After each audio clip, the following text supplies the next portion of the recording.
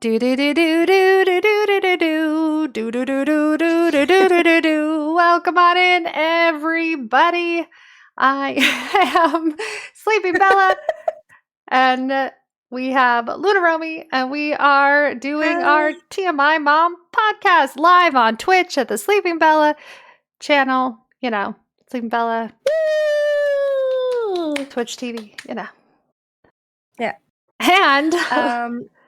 Yes, go ahead. Do your bit. You can also find us on Spotify, where we upload every week, where we're not doing it live, and also on my YouTube channel, which is basically just youtube.com/LoonaRomy, where I also upload every week. That does go on Spotify as well.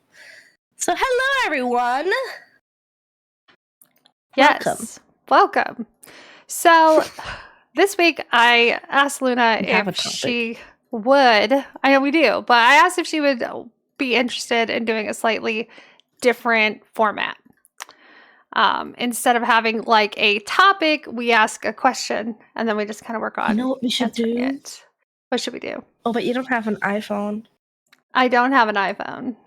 I'm anti-iPhone. I guess we can make a shared note thing on Discord. We could technically on our channel, on our joint Discord channel, make a private thing and just have like notes. Because I was thinking maybe instead of just picking one topic per week or one question per week, we put in several and then we just cherry pick which ones we like during the podcast. That sounds very chaotic.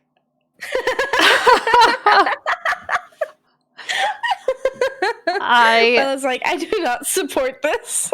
I am open to the idea of doing this. Don't lie to yourself. Try it out. Am I excited about it? No, because I already feel like doing this podcast with you is just the embodiment of chaos. So what do you mean? No, I am on my best behavior during these podcasts. This has nothing to do with behavior. We don't choose the chaos chooses us. So okay. I got you. But yeah, why don't you introduce the question of the week? Okay, so this one actually comes from Loona, because it would actually be really weird if it came from me. Wait for the question. It really does change based on who's asking it. So this question is it wrong to not want a second child, or does it make me a bad parent or mom for not wanting a second child? Now, for me, if I said that would actually make me kind of a monster. So we're going to go ahead and let Loona take over on the thoughts behind this this question today. For context, Bella has 3 children. I have 3 kids. So, if she would now start questioning that, it would be it'd be a little bit too late. Just a little bit. No. So this question came up when I was scrolling on TikTok, as one does, and somebody said, when you have a second child, so currently you are, let's say, like, you have one child, right? And you're the stay-at-home mom, your husband goes to work, so he's spending 85% of his time at work, and you're spending 85% of your time at home taking care of the kid and household, etc. And so that still means you have 15% of time to yourselves to just do whatever the heck you want, for recharging your batteries, so to say, right? When you have a second kid, that 15% goes out the door, because especially like during those like the first year, essentially, it's basically like the mom is spending like 85% with the newborn, and then 15% with the firstborn, because firstborn obviously still needs attention, and then that is spending 85% with the firstborn, 15% with the newborn, which means you are spending 100% of your time with your kids, as one does when they're that young and need that much Yeah. attention. It's not for everything. It obviously but down the line, like when they start going to school, gets better, I assume. But like well, you've got those Livy in first, I want to daycare say now. like 4 years. Yeah, I got Livy in daycare now. So, I mean, to say that you give 100% of your time to your kids is unfair at a but that certain first year, point in you're giving time. up 100% of your time, at least for that first year. I mean, I didn't, but maybe that makes me a bad mom. No! I did not for the first year. Like, they still sleep at some point in time, right? They start sleeping Yes, yeah. lots. But that's so you the do thing, reclaim when some then- of your time, but not to go out and get a job or do whatever you want, like to start taking care of yourself and stuff like that. But that's the thing, when your newborn is asleep, your firstborn will want your attention. Yeah, Right? but then they both sleep at some point in time. I say, Do they though? okay, yes, they do. They do at some point in time. I guess I am looking at this from like a you Experience. get to sleep on your own or you get to poop on your own, which for me When does that happen? for me when my kids still try to pester me when I'm in the bathroom, but I think it was just a couple years ago where I finally was like, you can survive without me for 15 minutes while I do whatever I need to do with this bathroom door closed. So when my youngest was about 6, I started putting that boundary where I was like, if I have to come out here before I am ready to get off that toilet or whatever it is that I need to do alone in the bathroom, you're in trouble. If you cannot be good for the few minutes that I need to close the door and have some privacy, then you will be in trouble. So, but I did have to plan out my bathroom trips around like lunch and shows and But things that's like your that. 6-year-old. That was with my 6-year-old fighting with my, then 9-year-old. Like, he's 9 now. So it's been a few years of getting to go to the bathroom on my own, but it took a while. So anyway. Exactly. And I guess that's kind of like my point in a way. Okay. Like right now with my toddler, right? She goes to daycare now 2 times a week, half days and half days once a week. She goes to my aunt's at the stables. Most weeks, not every week, but most weeks. And so I have this like schedule built in, and it works great. I've been able to regain a little bit of my own personal life, to have a little bit of myself still without the toddler around. And if I were to like say have a second kid now, one, daycare would become astronomically expensive. Okay. 2, first year, nothing's happening. 3, I cannot I would not feel comfortable asking my aunt, hey, do you want to take care of 2 kids once a week? She's not a daycare, she's family and she's incredibly nice and she loves kids, but I would not want to put that on her. So then we're looking at maybe having interval days where one goes to daycare and the other one stays home, or weeks where we choose like, okay, now this one goes to my aunts and next week that one goes to my aunts. But point is that little bit of me time I have now that I've been able to regain, which me time is content creation time, but whatever. Or gaming time or That little baking bit time or the stuff that you do while taking care of kids that it's kind of nice to do while not taking care of kids. Yeah, that goes out the window at that point, so it's like it's so difficult because personally I've always said like, oh, I definitely want minimum 2 kids. And now, as much as I adore my kid, I adore my toddler, obviously, but like I don't know if I want realistically, I don't know if I want 2 anymore. and I kind of feel guilty about it. So I mean, you've got two questions there, right? Which is, would I be a bad mom, bad human, bad person for not wanting more kids? And as Delicia27 points out, that it's in normal circumstances, no one has a right to tell you you should or should not have children. We shouldn't be shaming people for that, nor should we feel the need to justify having more or not having more. It's none of anyone else's business. So the short answer is, of course not. You're not a bad mom. You're not a bad person. It's ridiculous that you're even feeling the need to ask these questions, because it's normal. It should be considered normal to want kids as much as you want kids, and not as much as other people want you to have kids. So the real question is, why the hell do we feel so guilty about it? Why do we feel so bad about it? For me, it's not a society thing at all. Like, for me, it's more a thing of, I'm an only child, and I think I'm absolutely reflecting here. It's going to get a little bit depressing. I'm really sorry. But when that time comes and my mom passes, I don't have anybody else. Like, my dad passed when I was 9 years old. When my mom passes, that's it. I don't have any other parental figure. I don't have any sibling. It's just me.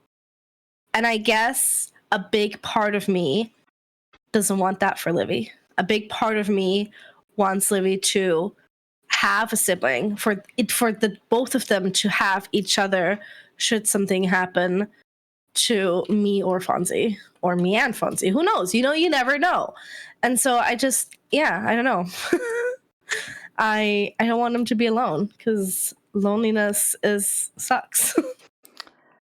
And that's all makes a lot of sense, like, logically. But I mean, I come from a really big family, and I'm at a point in time where I'm kind of like, I don't have any of those people in my life either. Like, they're not dead. They're just not in my life. They don't. Not part of your life. Yeah. For, a lot of reasons. Like, there's a lot of family members, and there's, not any one size fits all reasoning on why they're not in my life. Maybe it's me. I'm the common denominator, so I could be the problem. I won't say that that's not a possibility. But to that I don't want them to be alone gives off. Do you watch The Office, right? You know who Michael Scott is? Nope. Okay. Well, Michael Scott is probably neurodivergent based on The Office. And there's an episode where he's like, as a kid, he wanted to have 100 kids, so he would have 100 friends who couldn't tell him no. And that gives off like this, like, I want to have kids because I want to build this circle that they can't leave me. They'll never leave me. But our circles can be extended without giving birth. And real talk, kids are not guaranteed to like you or want to spend time with you just because you raise them. That's something that we absolutely have to be prepared for. We're preparing them to grow up and live their own lives. Hopefully we do enough right. We are able to keep them in our lives and have those relationships. That's all stuff you don't need to stress about. Don't spend your life worrying about whether your kids are going to want to be in your life or not. But we aren't raising them to be our caretakers, hopefully. We aren't raising them to have people around the Christmas tree, hopefully. We are. A lot of people are. A lot of, I'm pretty sure that's why I exist. I know. Yeah. I know that I have 3 kids because of religion. Because I didn't feel like I could just have one. And then there's also that pull. Like, even when you're done. I knew I was done after 3. I was like, I cannot have more kids. Physically, I can have more kids. But, like, for my own mental health, for not being the worst parent or not parenting at all the other kids that come along, I had to stop. and it's still been a struggle to say I'm done. I'm never going to be pregnant again. I'm never going to have those special moments that you have when you're pregnant and when you're giving birth. I'm never going to experience that again. It's something that I'm done with forever. You It's mean been the special hard. moments of having acid reflux for 24 hours straight? Or Yeah. ligaments that So are sad to not do that. put out of place, not being able to walk, needing a wheelchair. Yeah, yeah. So it's definitely something that biologically we're fighting against. So, but yeah, it's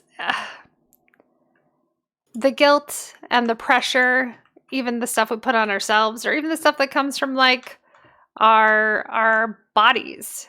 It's something we have to really assess. Why are we having more kids? Why are we extending our family? Mhm. Do we actually feel like we can take care of them? Or It's is just gonna it, sound yeah. really. So, like, before having a kid, I always felt like there was something missing in my life, and I don't feel that way anymore. I don't feel like there's something missing in my life anymore. You know? Yeah, I do Um, understand that. and I don't know.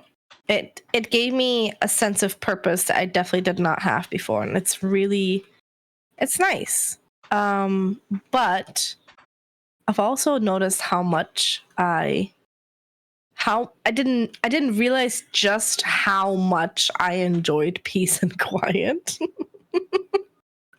until I had a kid. Until it was gone and you don't know when or if Until it it's suddenly coming was back. gone. Yeah. Oh, you need to go.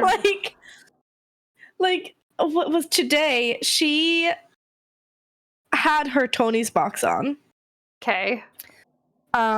She had the TV on, and she was playing with her Minnie Mouse car, all at the same time, while screeching and in between running back and forth around the house. And as somebody who feels very easily overwhelmed with noise, I bet that was a lot. I kind of just wanted to, like, that was a lot. I wanted to leave. I just wanted to leave. I wanted to get out, you know? It was so much. And everything had to be at the highest volume, obviously. Obviously, you know? I went there, I turned the Tony box down. She went there, she turned it back up. I was like, great. I go there to turn the Mickey Mouse thing off. She goes there, she turns it back on. Of Perfect. course. Yeah. What else are you can't turn that down, Mom. It's got to be full volume ahead. Come on. Oh, man. And the thing is, it sounds like the answer to your question is actually you would be a terrible mom if you had another kid and you still feel the way you feel. If you feel like your family's complete, you feel like you can't handle another kid, you'd actually would be a terrible mom for having another one. It's that thing, right? Like that. I guess I always imagined having a minimum of 2 kids. Like I always said, I'm going to have 3 kids, definitely 2. I said I was going to have 6. So, and then I had the first one and I was like, we'll just take it kid by kid. Because 6? No. What was I thinking? I was thinking I needed to have as many babies as humanly possible. Well, but I do get that for some people there's societal pressure to have multiple kids. Yes, which, someday maybe my kids will listen, and I don't want them to ever think that they weren't wanted. They were. It's just if I had been a little bit older before I got married and started having kids, if I had been on the other side of this religion journey I've been on, I probably would have reassessed having 3 kids. Not because I don't love my kids, not because of them, but because I feel like I'm not the best mom to 3 kids. I feel like I could have been a really good mom to 1 kid.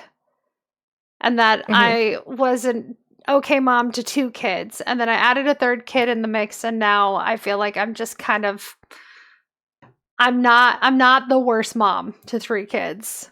You know, people are like, "Oh, you're a good mom because you care and you worry and you try." There's so much more I wanted to give my kids, and maybe moms always feel that way, but Yeah. I feel like I'm not the mom I wanted to be, that I can't Mhm. even try because I don't have enough energy or spoons or battery to be Well, the mom that I would like to be to my kids. So, and that's why I said earlier, realistically, I don't know if I want 2 kids, you know, because there is this ideally and like, I guess in theory, 2 kids would yeah. be cute. In theory, there's these things they'll do, or you know, that might happen if you have 2 kids. It'll be adorable, it'll be great, and this and that. But realistically, if you think of the nitty gritty, it's like, right? Yeah. And I think that's with everything, like you said. Um, you're not. You feel like you're not the mom that you wanted to be. And I don't think I think very few of us are, honestly, because there's a difference between when you're pregnant or even before you're pregnant and you're thinking of your future with your kids, and you're not there yet. You're not in the nitty gritty yet. You're not in the middle of having those kids yet. So you've got Right. all these expectations and these unrealistic ideas of what it will be like to be a mom, to have those kids, and you know, and but then those ideas, those daydreams are extremely different to the reality of things later on, you know, True. like I don't have as much energy as I thought I would have, for example, you know. Like, I just don't. And it's and I think I feel like there's already some times where I'm like, oh, we missed a ball on this, or I missed a ball on that. Like, I technically wanted to take pictures of Livy um in front of a thing every single month since she Oh was my able to gosh. sit, Those and I didn't do things. that. Ugh. And part of me feels so guilty for not doing that, because I'm like, I'll never get those moments back. And I'm like, but hold up, I was there physically. I was there in her life, enjoying those moments, those parts of her life with her. Not everything needs to be recorded. Not everything needs to be taken pictures of as like proof of it, right? Yeah, this is true. And I guess it becomes more about learning to embrace the moment and the reality of things, and putting those ideals that you had before a little bit to the side. Like, there's still something that you can strive for. Like, I'm wanting to go to Europa Park for Fonzie's birthday, which I haven't told him yet. But I want to go to Europa Park for Fonzie's birthday with him and Livy, because there's I thought it would be really cute, and it's a fun family activity that we could do.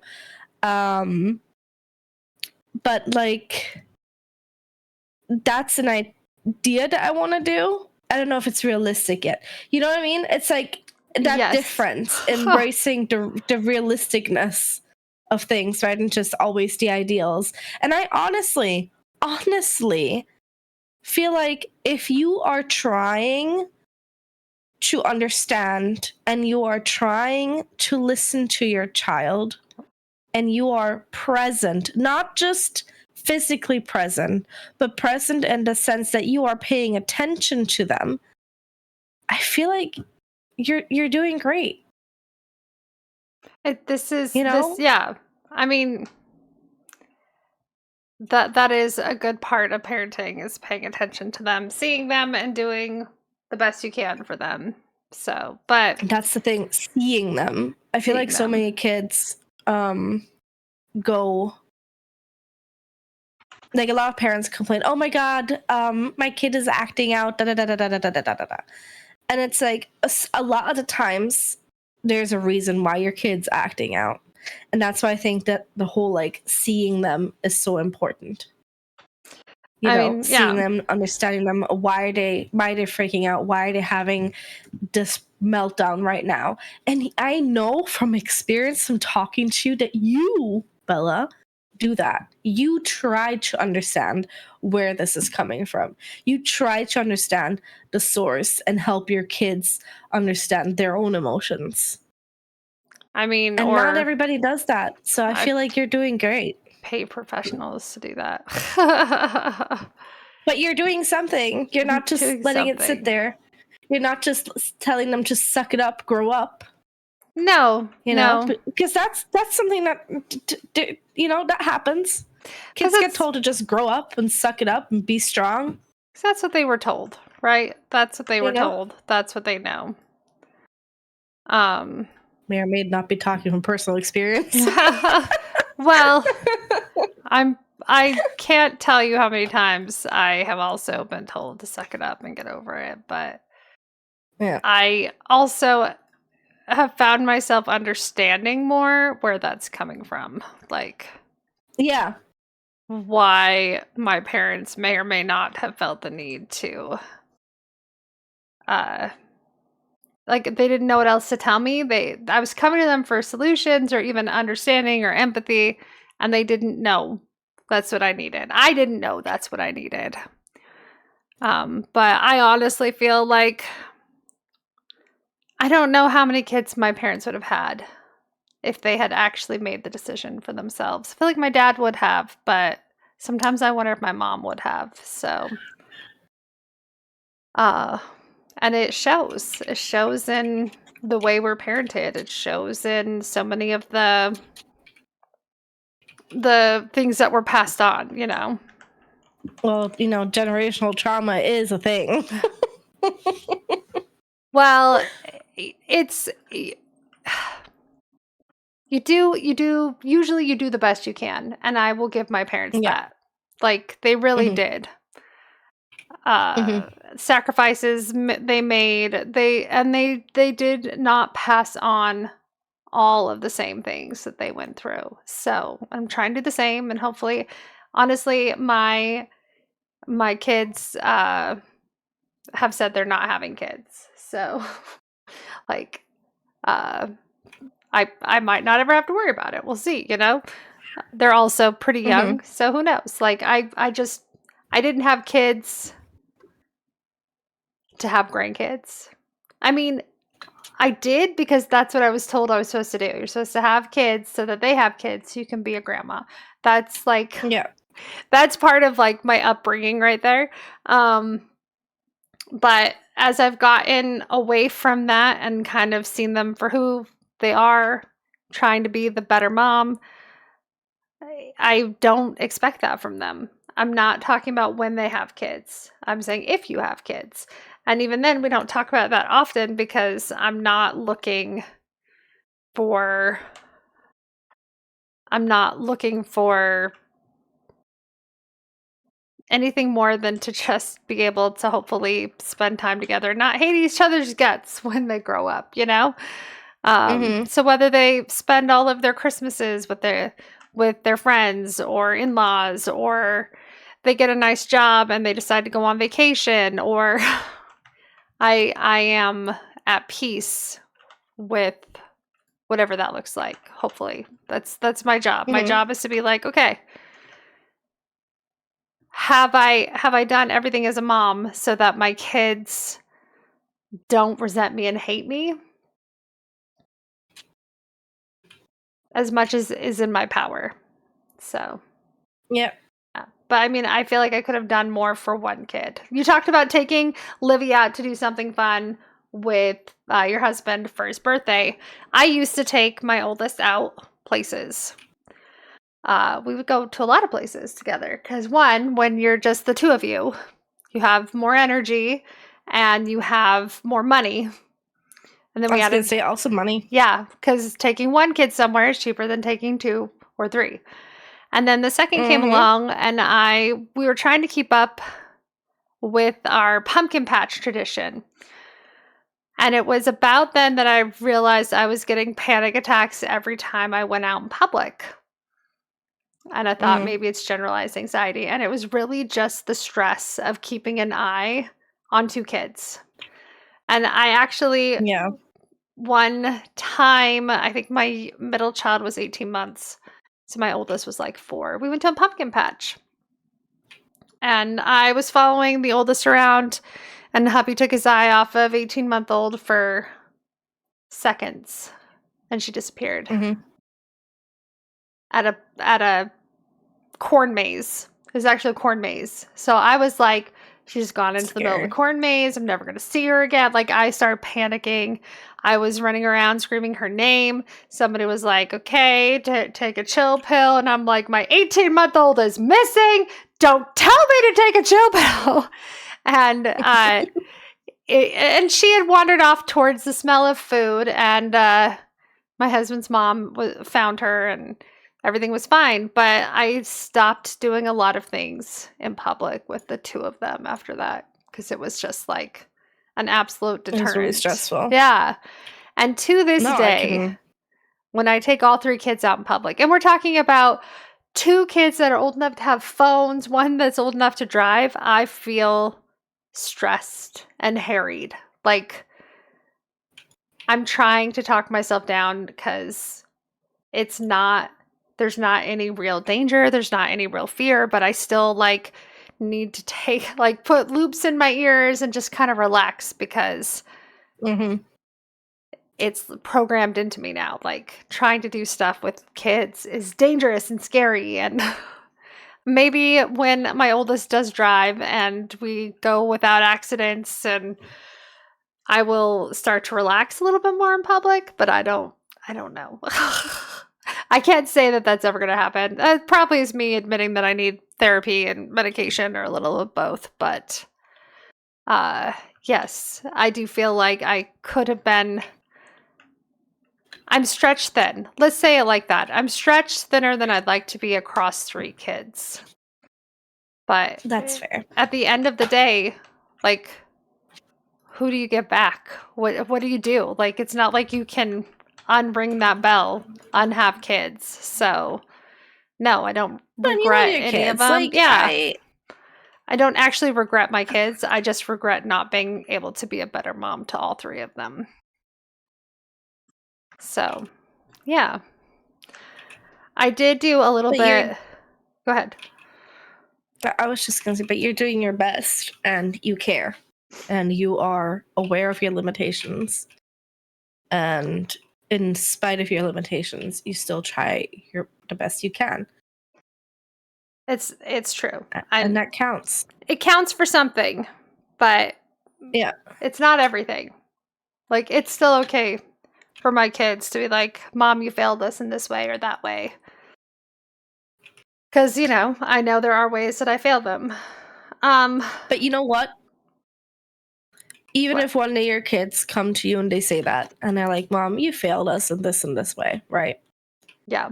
I know that you will be able to admit it, and you'll be able to say, yeah, I did. I'm sorry.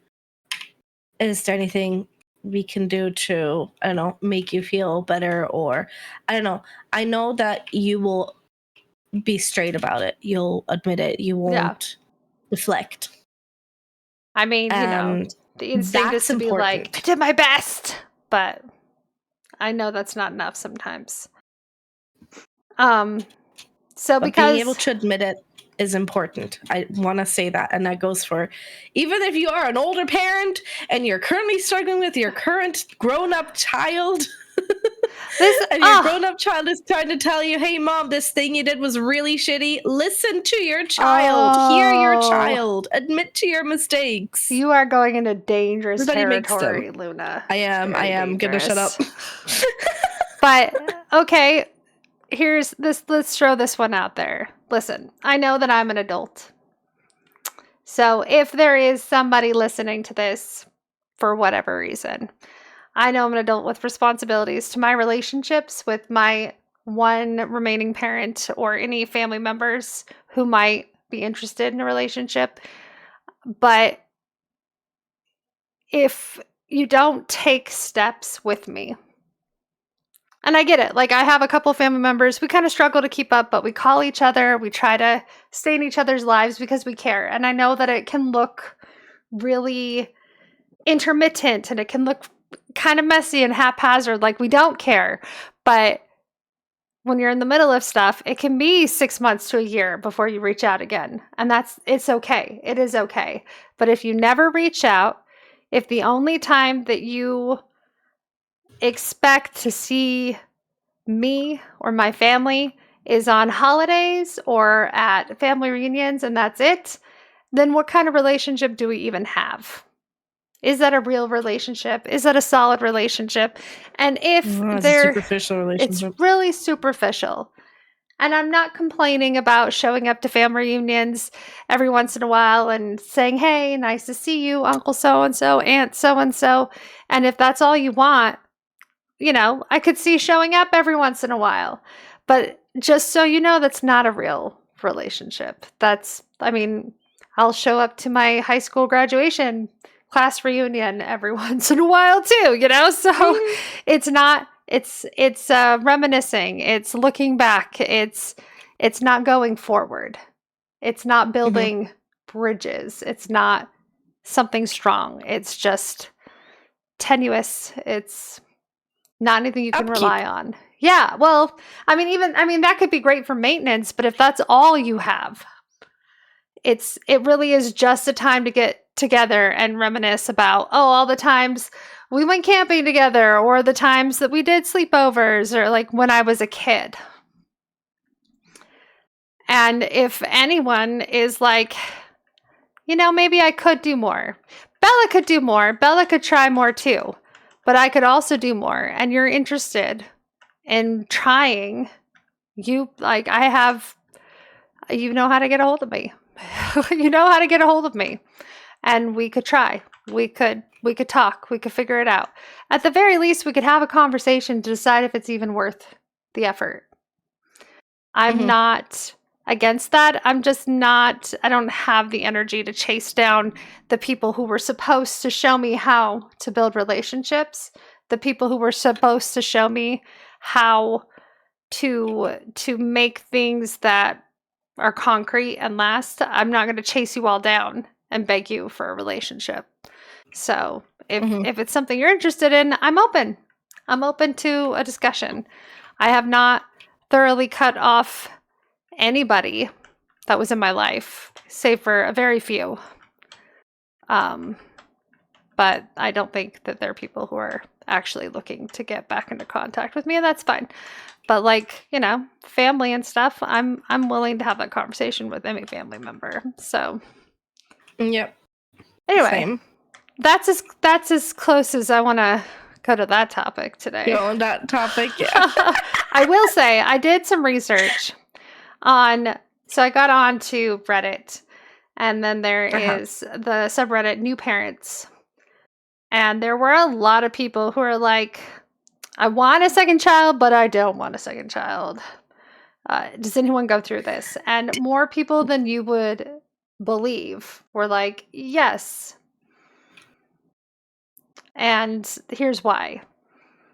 Difficulties with pregnancy, difficulties with childbirth, financial reasons, not just mental health, not feeling stable enough. Like, all of these things are valid reasons. Yeah. But honestly, the people that are like, yeah, I just decided not to, that's valid too. Like, you don't actually have to have reasons not to have more kids. I feel like in this economy, you've got to have some pretty good reasons to have kids. Honestly, yeah. Yeah, that's another one. It's like, can you afford it? It's like, kids. I mean, they're not free. A lot of times the argument, they're not cheap, and a lot of times the argument comes of, but in the second kid, like, they'll just be able to have all the hand-me-downs from the first. That works out sometimes. I feel like to some extent, yeah, probably. But there's a limit to that. You know there is. Yeah, there is a limit because kids destroy clothes. Clothes are not the highest caliber anymore. And then, like, my middle child wore lots of pink and purple, and my last child prefers blue and red. Yeah. He did still wear some other things like the Rainbow Dash hoodie that got him bullied at school, which is a whole nother story. But yeah, it doesn't stop him though. He doesn't care. He That's does what good. he wants, and I do admire that about him. He's like, I don't care, Mom. I'll wear it if I want to. I'm like, yes, good for you. So, but yeah, it doesn't always work for hand-me-downs. And new clothes are expensive. Used clothes are weirdly expensive. There's like a whole used clothing industry here that is kind of a scam. So Okay. The only thing that I found weird about the used clothes store here that I go to is that she prices everything the same.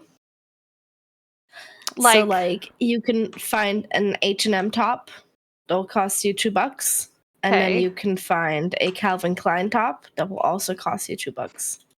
I'd rather have that than we're gonna charge you $8 for the H&M top that was originally 10. 9. 9, yeah. And but it's used, but there's not really any noticeable staining on it, which the thing with most clothes, especially kids' clothes, you can tell when they've been worn. You can tell. Yeah. And while dress is what's important, it's still kind of like a slap in the face to be like, well, for $1 or $2 more, I could buy this brand new without it being stretched out or worn or bleached or yeah. So here, especially in the States, they definitely overprice the used kids stuff. Prismatic 76 is saying that they saw a price tag on a Once Upon a Child priced it higher than the actual price tag. Like the new tags are still on the top.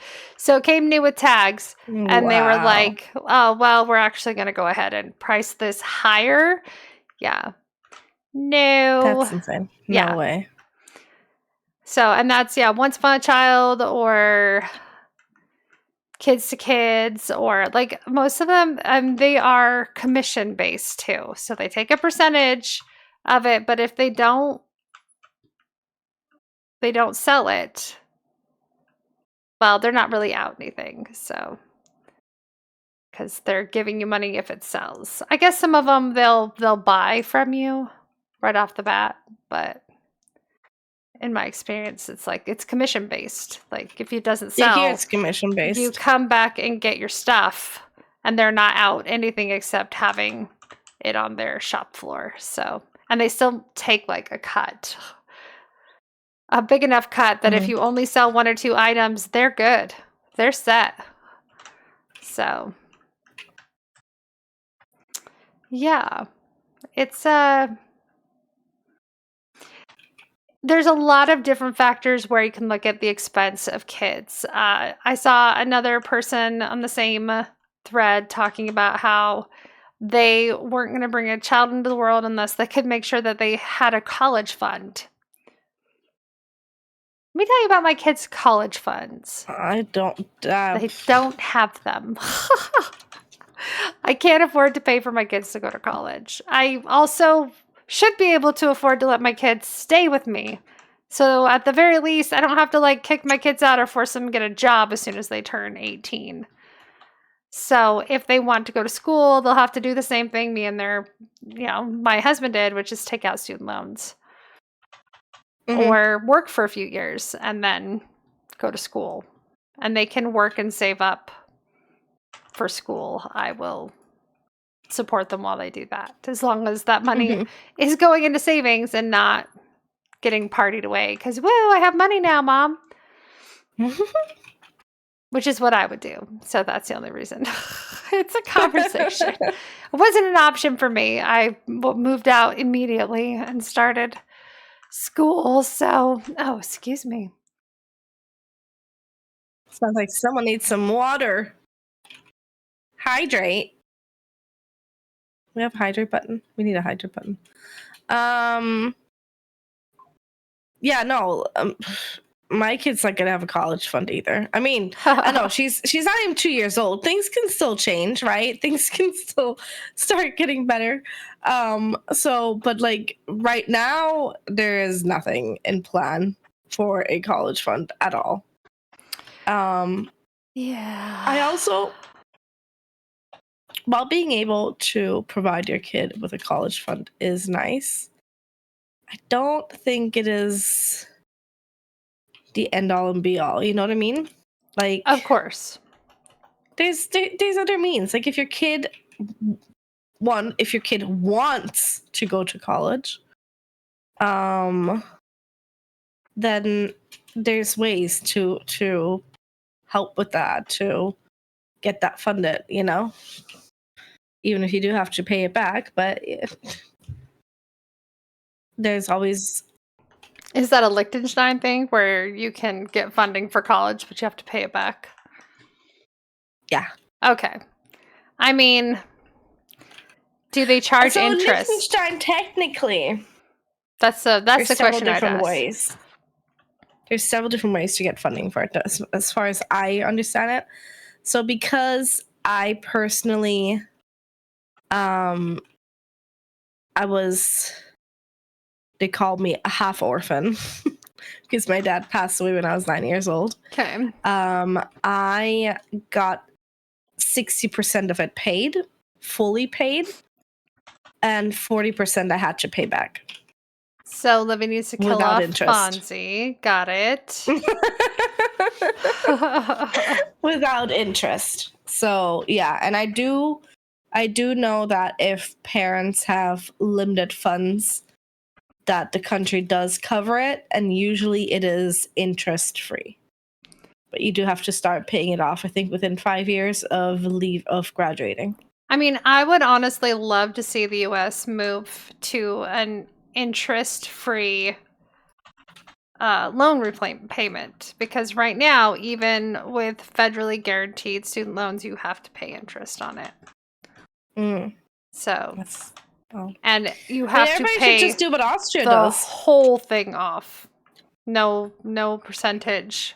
Doesn't matter how much you make. In fact, you get some financial aid based on how poor your parents are, but even kids who like have estranged parents or whatever, they are still required to go basically ask their parents for money. So that sucks. Yeah, all of their aid is based on what parents can give you. Or on a even more tangent, like when my husband was unemployed and I gave birth to our first child and we were on Medicaid, which is you're so poor the government pays for your medical expenses, especially when you're pregnant. They tried to come after my parents who were broke, but because I was under 26, they tried to get my parents to repay those medical expenses. So yeah, they like to try to put it all on the parents. So I mean, I guess that's, I don't know if it's like that. I don't think it's like that with college stuff, but like, so Liechtenstein, if you there's no homelessness here. So here you get help from the government to like bare minimum to cover like rent, to cover insurance, stuff like that, right? Yes. However, not anymore. But if you are still in your 20s, they still, anywhere in your 20s, I think it's up until like 26, they expect your parents to still cover for you. So if, let's say you're 22, you've been moved out of home for a few years and you're struggling and you can't make ends meet, so you go ask for help. And makes sense. They will give it to you, but they will, on top of asking for your entire financial history, they will also demand to see your parents' entire financial history to see if your parents can't help you anywhere. And I remember I was struggling in my mid-20s, low 20s. I was like, I think 23 or something like that. And I went there and asked for help. And they were like, oh yeah, what about your mom? And I was like, my mom lives on disability. She does not have a lot of funds. What she has, she uses to live. And they still managed to see her bank statements. I had to bring the bank statements. Mm-hmm. And it was a huge back and forth fight. And my mom even called and was like, listen, I cannot help her. Okay, that's why she is going to you guys, because I cannot help her right now. And eventually they begrudgingly helped me, but it was a fight, you know, it was not an easy thing just because I was 23. Well, and all of them love to really dig in. How poor are you? Let's make you prove that you're destitute, which I just absolutely hate.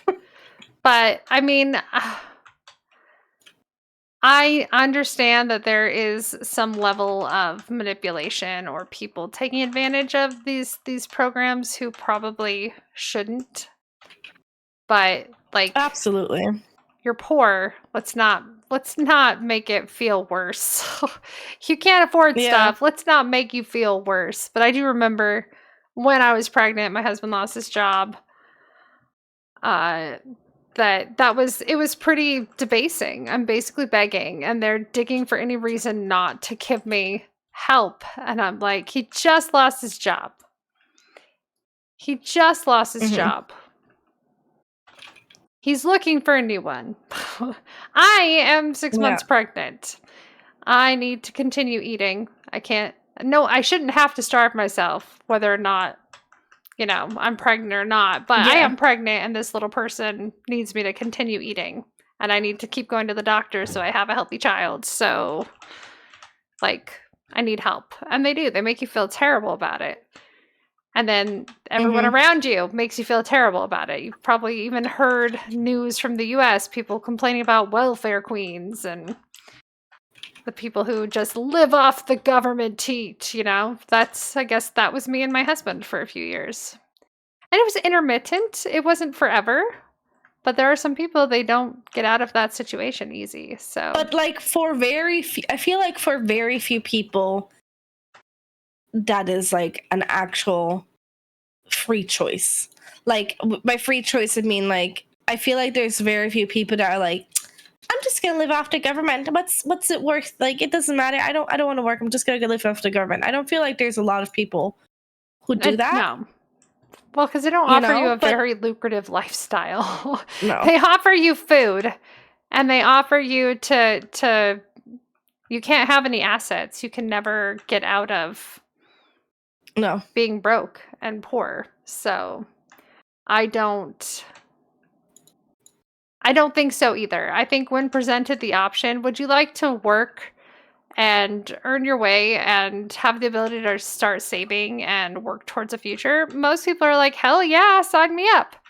Right now, we're all feeling a little disenfranchised and disenchanted with the system because we're being told, like, oh, you're lazy. Oh, you don't work hard enough. But we're working as much as we can, which obviously, you know, me is just taking care of my family. That's a different topic. But I see most people working as hard as they can, and they can't afford a mortgage.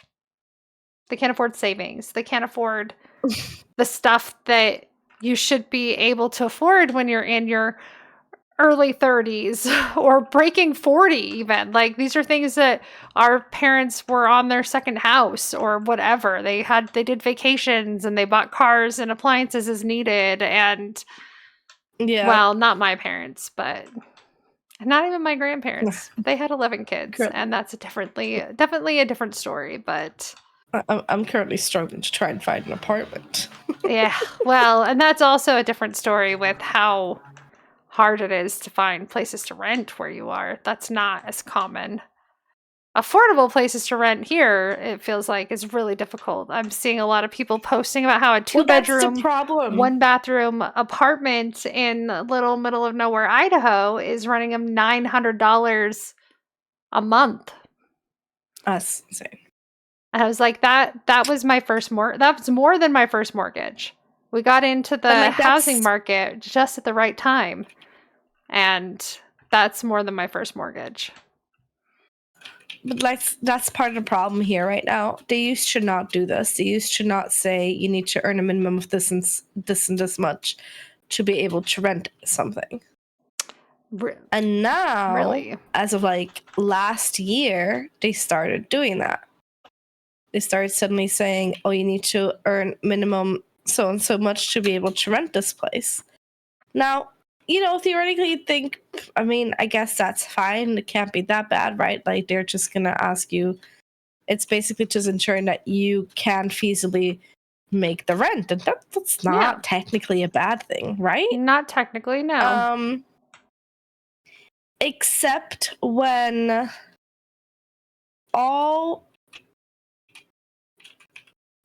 you're how do I say this? I'm trying to dance around the numbers essentially, but I don't think there's a way to dance around the numbers. I'm not afraid of numbers if you No. Basically,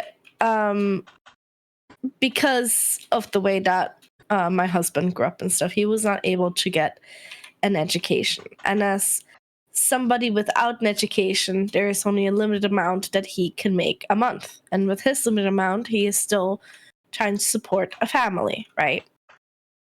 Okay. And it is literally, on average, the place like of the size that we would need over here in Liechtenstein costs about like technically we want a 3-bedroom place. So 3-bedroom places, you're looking at about 2,200 minimum a month. Okay. And if you want a 2-bedroom place, then you can probably get one for about maybe 1,800, 1,900. Still pretty high. Now, as it turns out, with our current income, with our current household income, the maximum that we are allowed to spend on rent would be 1,200. Okay.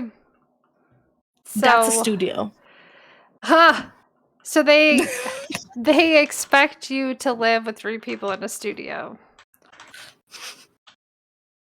So it's like, I understand the logic behind saying like you need to earn a minimum of like so much to be able to afford this. I do get that, but it's not realistic. Well, it's not realistic Here, when clearly they're not keeping up with market prices. No, like exactly. The whole point of having government aid, something in the middle of it, is to ensure that the people who are struggling do not end up homeless. Which you say homelessness is not allowed where you are in Liechtenstein. They don't have homelessness because it's illegal. So if you're going to be homeless, the government is going to step in and make sure you're not going to be homeless. Yeah.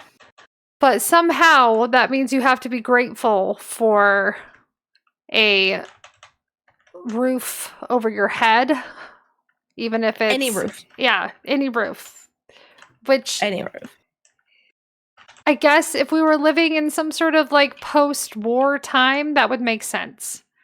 Like if it's like, hey, there's a war on, this is what's available, I would be grateful. But if you're telling me this is what you can live in because reasons, like this isn't even what's available. This isn't what's commonly available. And we honestly, most people don't expect a family of 3 to live in not even a bedroom apartment, but in a studio. That's so we wouldn't that's the joke of it. The best part of it is that we wouldn't even be accepted for the studio apartment because we are too big for the studio apartment. Right? You're only accepted as a single person for a studio apartment. So I could see a married couple as a studio apartment, but no, that wouldn't be allowed. Are you for real? That's crazy. I am for real right now. That would not be allowed. 2 people is 1 bedroom minimum. Okay. So legally they won't rent to you. Legally, we would need a 2-bedroom place. Yeah. But that doesn't exist for the price that we're apparently not allowed to, like, it doesn't make sense. Yeah, it doesn't make sense. It does not add up. It doesn't make sense. It's frustrating, really silly. Unfair. It's frustrating. Yeah, and like So recently, because my husband works as a landscaper, they typically, living in a winter country where it snows, they don't really have work in the winter.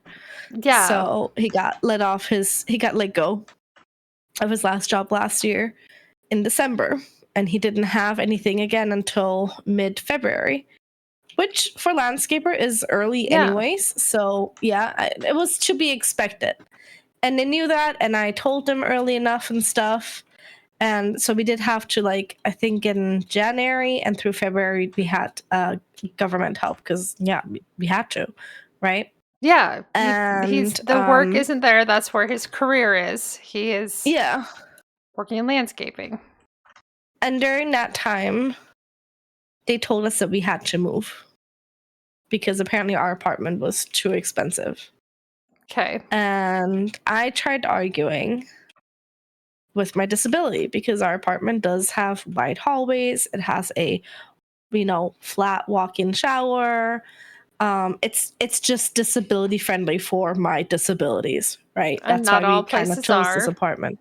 Not all places are. And they were like, yeah, but that doesn't matter. And I'm like, They're really good at telling you that your disability doesn't matter, and it pisses me off. Yeah, they really are. They really are. And I'm like, what do you mean that doesn't matter? And they're like, oh, well, you'll just have to find a different place. I'm like, okay, find me a different place then. I literally turned around to them and was like, all right, go for it. Go for it. And they're like, no, but that's not our job. And I'm like, but you're sitting there and you're telling me that I can't have this place, even though I'm telling you I need this place because of my disability. Yeah. And then they're like, oh, but you don't need 3 bedrooms yet because your child technically doesn't count as a human yet. I was like, huh? Which, I mean, again, that is actually, it's reasonable for them to say you only need 2 bedrooms, right? It's reasonable. Absolutely. It's not awesome. It's not ideal. But that's not even what they're saying. They're not saying you need to go down to a 2-bedroom place because, here's a really good reason. It's just, no, we don't want to pay that much for an apartment. Get out. Get out. The argument was that the child doesn't need her own bedroom yet. You are always in Liechtenstein, even if you are living off the government, you are always allowed 1 extra bedroom for just in case. Always. So if you're a 2-people household, you're allowed if you're a couple, you're allowed an extra bedroom. If you are a couple with a child, you're allowed an extra bedroom for that. Cracks me up because you have to have basically a bedroom per person. Yeah, basically. But because my child at the time was below 18 months, she did not count as a child. And they said only she did not count as a person yet, basically. And they said only once she's 18 months are you allowed a 3-bedroom place. So I was like, so hold up. I was like, so wait, you want me to move somewhere else for 2 months? Right? And then move into a bigger place again? And they were like, they literally turned around to me, were like, ideally, yes. And I'm like, are you hearing yourself? They aren't. They don't. It's like the doctors that are like, oh, I know you were born this way, so you should be used to it, as though human body mechanics varies from human to human. Like that, how we walk and how we move is very dependent on, who we are. Mm-hmm. And not, this is how human physics works. 2 legs, move forward. 1 leg, no move forward. Anyway, they don't hear themselves. I don't understand. So we definitely did deviate a little bit from topic here, but a little bit. It's okay because I think it's still an important thing to talk about. It is, and I definitely have some more days planned with conversations like this. So this is all going to come up later. But it's amazing how difficult we make it to be parents, to be moms, especially if you're a stay-at-home mom. It just really kills me because, especially here, I think you said that Liechtenstein is very Catholic. Yeah. Okay, so you know, Yep, and very you need Catholic. to get married and have a lot of kids. Catholics have the reputation for having lots of kids, just like Mormons do. And was there a thought to that? I was just saying, I mean, over here it's clashing a little bit at the moment because the older generation is still very Catholic, the newer generation, like my generation, and so definitely not. Okay, so less kids. Yeah. Well, I do think that's also a generational shift because we saw what our parents sacrificed. They sacrificed their health, they sacrificed their comfort. We warred with more siblings than they knew how to raise properly. And ultimately, we don't want to put ourselves or our kids through that. And ultimately, over here, it just comes down to the fact that they want to make their own experiences in life. They want to be able to go on holiday and afford things. And with the current economy, you cannot do that and have kids. Ugh.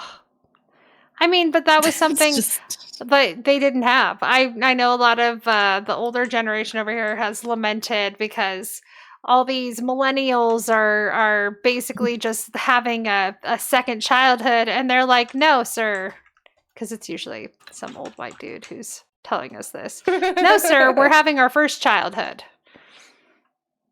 Because when we were actually kids, our parents were too stressed out financially or mentally, emotionally, everything for us to actually get a first childhood. So no, sir, we're having our first childhood. And it really does fit like the way the things that are trending, the things that people our age, I guess we're you're a millennial, right? You're in that category. I'm a millennial, yeah. Okay. You're at the tail end of millennials then. But it really is the kind of thing where it's I think I'm pretty bam smack in the middle, actually. You think so? Yeah. I would have to look into that. I actually am not interested in the arguments on what makes a millennial. That's okay. Like 1981 to 1996. Okay. As millennials. It's a huge age range. Anyway, but as millennials, we're just in this place where we want to experience the things that we saw our parents denied themselves. And they denied themselves so they could have more kids. But part of the things that get me so frustrated is for countries that are so caught up in religion, the Christian mindset is like women, their places in the home, their places with their children, their places being a mother. But what kind of things do they offer as Christians in charge of the government? What kind of things do they offer to make that possible? To make that what should be the standard?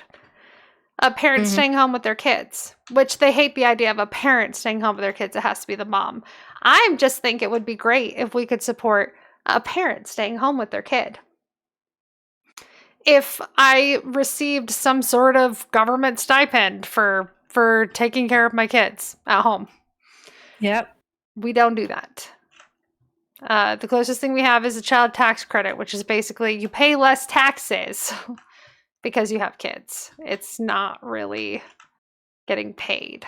Though I guess they do want to start offering women money for pregnancies. So that sounds disgusting. Like but a start. I mean, they're talking about how we need to like replace the population. It's a gross, the conversations behind it. Okay. But I'm definitely not going to resent any woman who is getting some money for having babies. Like, get it, girl. But the conversations around it are not good or healthy. Listen, with the cravings I had while I was pregnant, I would definitely not have complained if the government was like, here, have some money. Honestly, if we took care of women all women had access to healthcare when they're pregnant. I know that's like dangerously close to socialism here, but I think anyone who listens to this podcast for more than 20 minutes knows which way my sails blow when it comes to politics. But let's say that every woman got to go to the doctor for free when she was pregnant, got postpartum care for up to 2 years, because it can take, I mean, my mental postpartum breakdowns occurred like a year after. So 9 months to a year. So we took care of her mental health. We gave them extra money for housing so they could get set up, or they could start putting money aside for kids to go to college or anything. Every one of them. I don't care how rich they are. Every woman has access to take care of her body and take care of her child's body. This would be the best start. The best start in our country is to start taking care of them no matter what. This is available. Here you go. But we don't do that. We don't do that for the Christian women who are struggling and homesteading and homeschooling, and we don't do that for the single moms. Oh, heaven forbid you do it for a single mom. That's just atrocious. But we don't take care of these people that we say we need, we venerate. The women are just so special because they can carry life inside of their wombs, and we want more babies to be born, but we're not going to take care of them when they are at their most vulnerable, which is when they're not working. They have no recourse when it comes to if their spouse is abusive, or like there's nothing you can do except get through it until the kids are old enough, and then suffer some more, like I'm getting a little ranty here, but basically I would like to see more women, people who are bearing children. I'd like to see that just taken care of. Support moms, support those parents who give up their bodies for more than a year in order to bring life into this world. And then support the parents that stay home to try to make sure that their kids are taken care of, are not being abused by strangers in the system, and your best head start is parents who are involved taking care of their kids' needs at a very young age. Like, we don't support any of that. Doesn't sound like you get a lot of support over there either. And it's so crazy to me. For countries that are based on this Christian religion. We have a very different health care system here than what you guys have there. This is true. We do have to pay for our own health insurance, yes, but it is required. Health insurance is legally required. Okay. So you have to pay for it. There are cheaper options. There's more expensive options. Every option is expensive. Like talking about like $300 plus a month. Okay. For one singular person. Kids' health cares are completely covered until they're 18. So there is that. There is that. That would be very nice. Yeah. And we do, because finances are rough and government does recognize that. There are yearly insurance paybacks that go straight to the insurance. That makes the insurance cheaper for most of the year. That sounds a little complicated. Honestly, it's something that they started doing recently. Up until about 3 years ago, we used to just get that payback into our bank accounts, and we were able to do whatever the heck we wanted with it. But then the government decided, no, actually, we're going to pay it straight back to the insurance companies so they can just lower your monthly bill. Which a lot of people were unhappy about. Now, we've kind of made our peace with it, whatever. What I still don't get is, why is my bill not cheaper for the entire year? Why is Right? it only cheaper for like half the year? Yeah, that doesn't make sense. Because But the half of the here's year where I'm only paying like 150 for an insurance, yeah. we're fine. And then suddenly, like past December, it goes up to 300 per person again. And I'm like, this is a lot of money that I don't have, and I don't know where you guys want me to take this out from. So here's the But it's question. required. It's Yeah. legally required to have an insurance. It's Which too expensive. we tried it's to do here required. too. But we were gonna offer a lot more. Which it's funny, that's the only thing that conservatives wanted to keep from Obamacare was legally requiring people to have insurance because yay, more money for Interesting. the insurance companies, but not offer any like cheaper insurance or requirements of what gets seen. So the question I have for you, I know that you've met some struggles with getting stuff taken care of, but is there any cost out of pocket at the doctor's office? And are there a lot of things No. that don't get covered? Like, we're not going to do There that. are things that don't get covered. Like, I only have basic insurance. Okay. So if I had to spend the night at the hospital, there's only, I think, like, it's like 75 or 80% that would be covered. The rest I'd have to pay myself. Any food would not be covered. And yeah, like when I was in the hospital for my C-section, the only thing that was covered there would have been the basic room. Which you shared with another The couple basic other room you people. shared with 2 to 3 other people.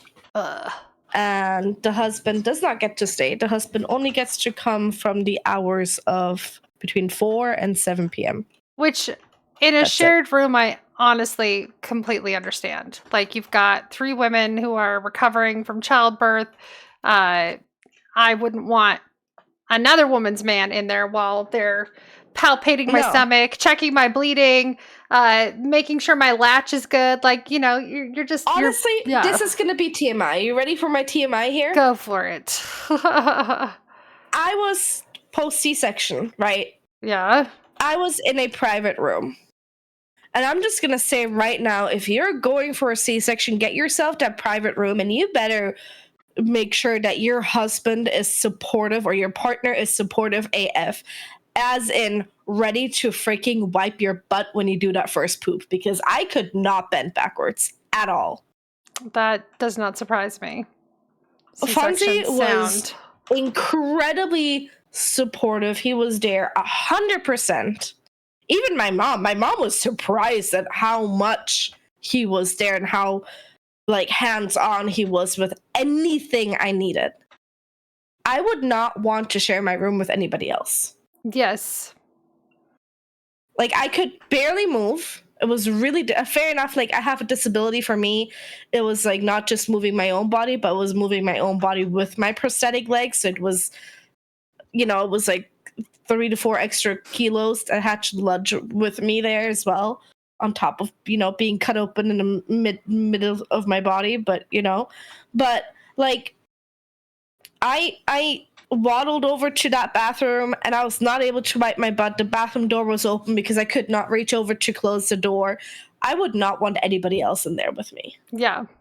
The fact that they expect that from C-section women is like mind-blowing. Like, Yeah. how? What?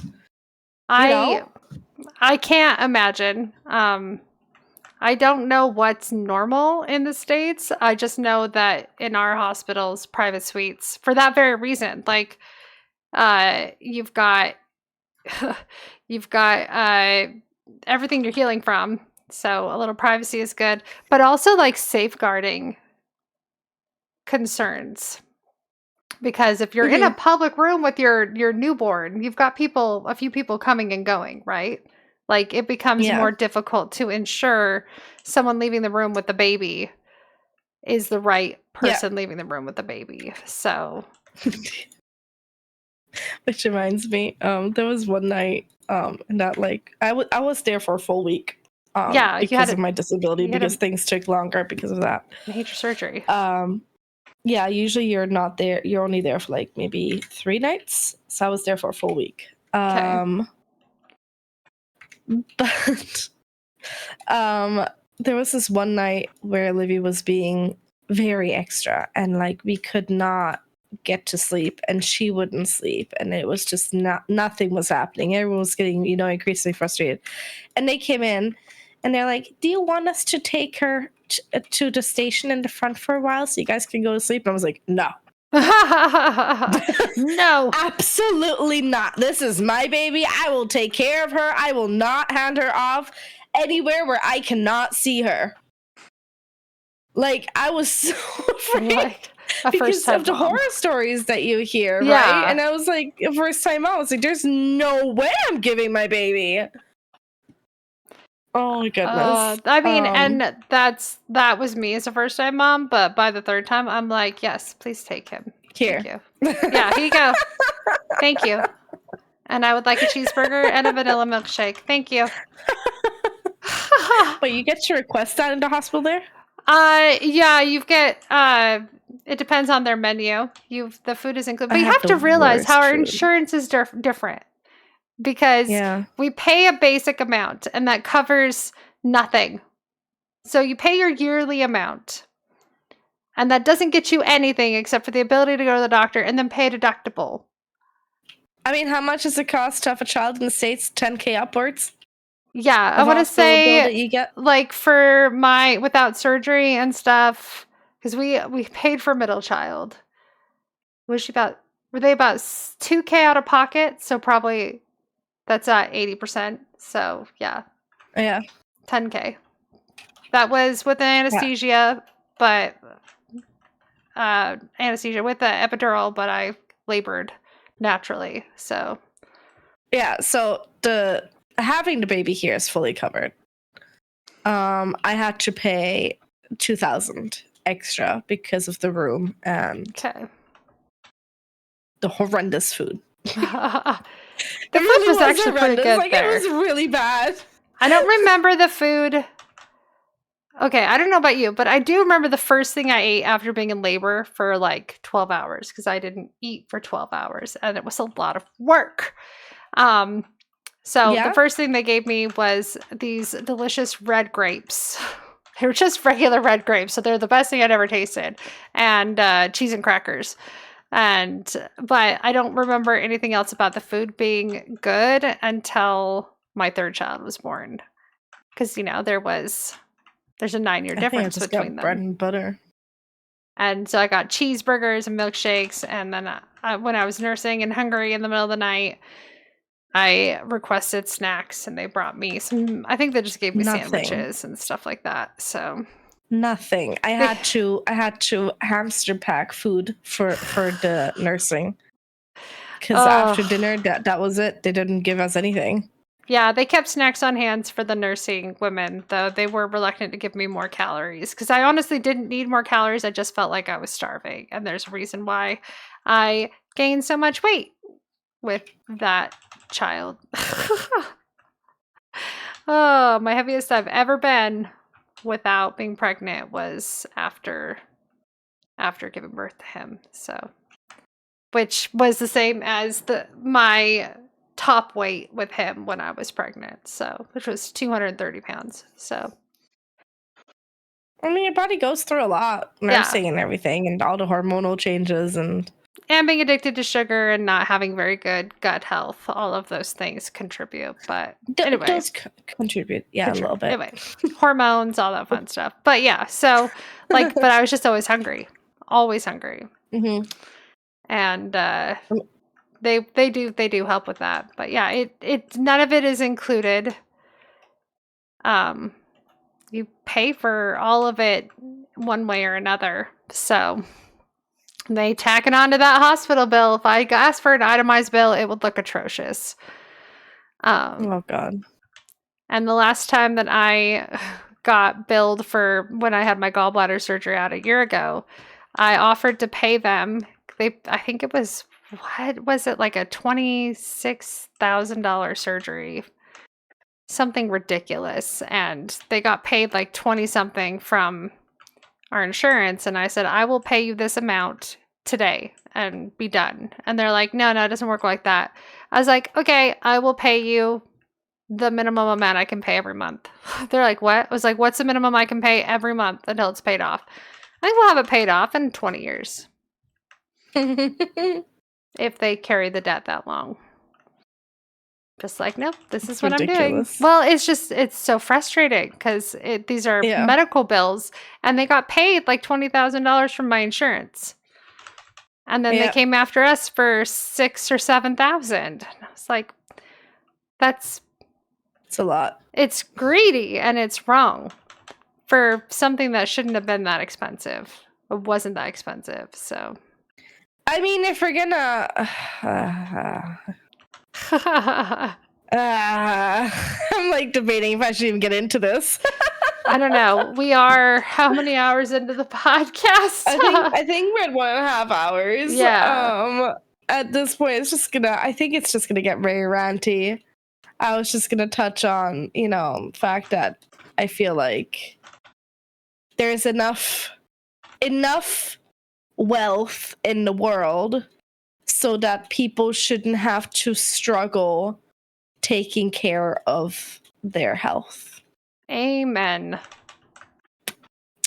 That's where I'm going to leave that, because otherwise we're going to get in here and we're going to sit here for another 3 hours just ranting. Well, I guarantee you we'll come back to all of this. Of life. Well, because you and I have a lot of baggage. I was going to say experience, but yeah, baggage is also pretty accurate. We've had a lot, we have a lot of opinions and experiences with healthcare and the cost of it. So it makes sense that we might go on a rant or 2 or 3. Right. So, but we can 3 save weeks that later, they're still ranting. We can save that for a later day. Everyone's probably had enough of our ranting, but yes. I kid you not, though. I'm still amazed. You're the only person I've been able to do that with ever. When Bella was visiting a few years ago now, I can't believe it's been a few years ago now. It's been a few years. Yeah. We talked nonstop the entire time she was here. Like 10 days. Yeah, nonstop. It was nonstop though. Unless you were on Discord with your hubby, it was we were just talking nonstop. I'm really surprised Franz didn't just tell us both to shut up. I think he went to work a few days, right? So it's probably oh, thank God I get to go to work. Peace, quiet, yes. Yay, I've never been so happy not to be at home. Yeah.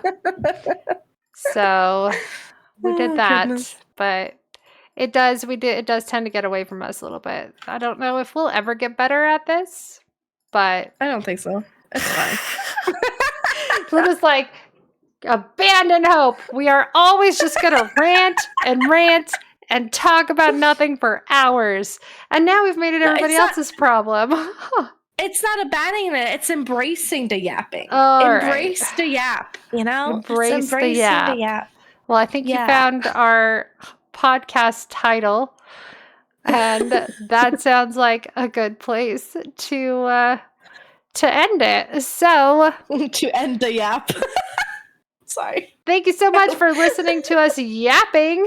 I'm Sleeping Bella, and I am on Twitch live Tuesdays, Wednesdays, and Fridays starting at 9 a.m. Mountain Daylight Time.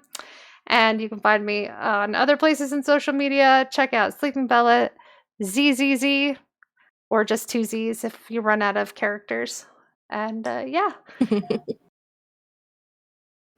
And I am Loona, call me Loona, and I stream on Twitch around 3-ish days a week, sometimes 4, sometimes 5. Last week I did 5.